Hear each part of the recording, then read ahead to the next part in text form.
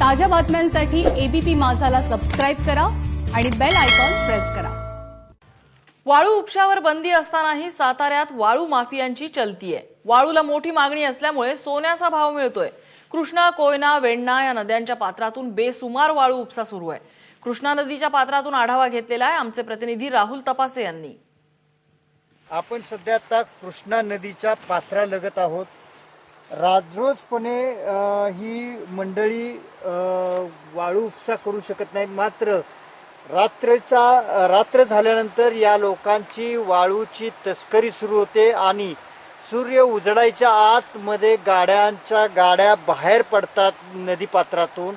असंख्य वेळेला प्रशासकीय यंत्रणेला चकमा देण्याचं काम ही वाळू माफियाची मंडळी करत असतात, मात्र काही अधिकारी मंडळी मात्र यांच्या मलिद्यावरती यांच्या वाळू उपशाकडे दुर्लक्ष करताना पाहायला मिळतात।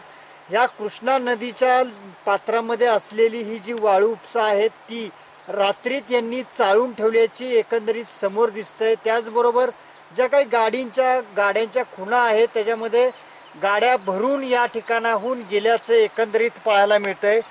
वाळू उपसा बंदी असल्यामुळं सध्या चढ्या भावानं मोठ्या रकमेतून ही मंडळी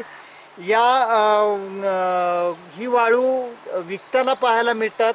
मात्र प्रामुख्यानं सांगावं लागेल की या नदीच्या लगत असलेली जी काही गावं आहेत त्या प्रत्येक गावांमध्ये गावाशी सेटलमेंट करून अशा पद्धतीनं अवैध वाळू व्यवसाय सुरू असल्याचं एकंदरीत पाहायला मिळतंय। कॅमेरामॅन निखिल मोरेसह राहुल तपासे, एबीपी माझा, कृष्णा नदी, सातारा।